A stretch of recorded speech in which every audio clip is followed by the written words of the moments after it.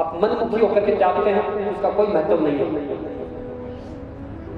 लेकिन आज जब 33 कोटि देवी देवता और इतने विद्वान, आप इतने महानुभाव, मतलब मेरे को बताया गया है कि इस यज्ञ से जो यज्ञ के अंदर महानुभाव हैं वो 61 गांवों से, 61 गांव ढाणी कस्बों से, मामा जी ने ये पर्ची बनाई है रामनारायण जी ने, 61 गांव के हैं, ढाणियों के, कस्बों के, शहरों के, और एक जोड़ा हमारे हिमाचल प्रदेश से।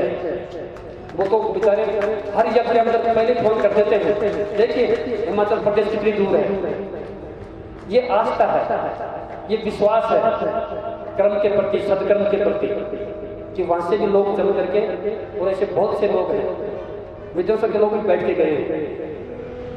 तो बताओ 61 गांवों से लोग, कस्बों से, ढाणी से आए हुए इस 108 कुंडों पर बैठे हुए हैं। तो कहाँ कहाँ आदमी नहीं घुमा होगा, कार्यकर्ता कहाँ नहीं घुमा होगा। और मैं धन्यवाद देता हूँ कार्यकर्ताओं को। सज्जनों, एक दिन भी मेरे पास पैसे नहीं मांगे उन्होंने, अपने साधनों से कैसे कैसे गए हैं।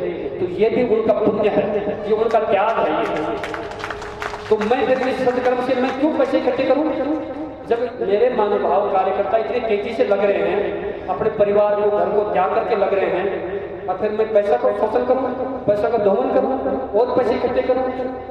तो मैंने भी क्या किया कि एक पैसे के हाथ में लगाऊंगा जब तक ये सदकर्म चलेगा, किसी प्रकार की भेंट पूरी नहीं दूंगा।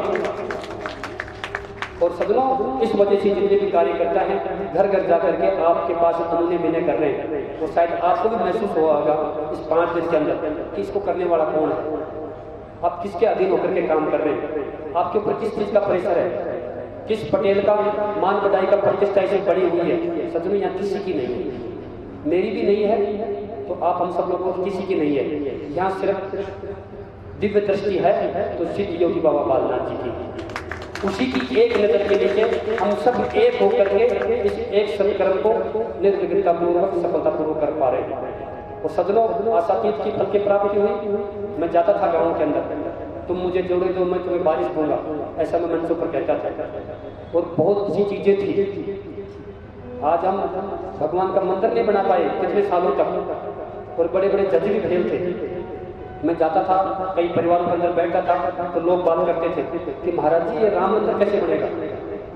फिर मैं कहता था, मुझे साहब आप ही बनाने वाले हो भाई, आप जज हो सुप्रीम कोर्ट के, आपसे ऊपर कोई प्रधानमंत्री भी नहीं है, राष्ट्रपति नहीं है, आप यदि सही फैसला दे दोगे तो हो जाएगा।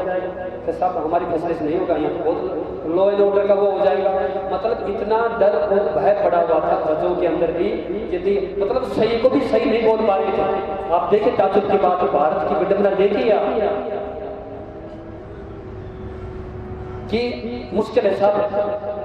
और हम बहुत बड़े बड़े साधुओं के पास गए हैं, हम ऐसी ऐसी शक्तियों के पास गए हैं कि पेन कॉपी, खाली पेन कॉपी, सिर्फ कोरा पन्ना और पेन रख देते थे किसी के नीचे, कपड़े के नीचे, और उसमें कुछ भी नहीं आता था, गोल मोड़ आता था, बहुत मुश्किल है, अपने आप लिखा हुआ आता था, द्वंद आता था, नहीं तो अच्छा नहीं बुरा। तो महाराज जी आपकी क्या इच्छा है? मुझको मेरी इच्छा है कि राम मंदिर भी बनेगा, सब कुछ होगा, भारत का पुनः प्रतिष्ठापित होना होगा, पूरे विश्व में वापस आएगा। मैं बहुत बात करता था, कभी कभी बहस चल जाती थी जब, और वो कोई भगवान नहीं करेगा, ये भी मैं आपको बता देता हूँ। वो आपके हमारे द्वारा ही कोई इंसान आएगा आप में से, वो सटीक फैसला लेने वाला आएगा, हिम्मत वाला आएगा, आत्मविश्वासी आएगा। लेकिन हम किसी के फॉलोवर नहीं थे कि उस व्यक्ति का हमने नाम ले दिया। वो हमारे सनातन से, हमारे भारत के सत्तर भारत के अंदर जन्म लिया हुआ व्यक्ति आएगा। तो सज्जनों, वो आपने देखा है कौन आया, कैसे हुआ, लेकिन उसके पहले नींद घड़ी गई।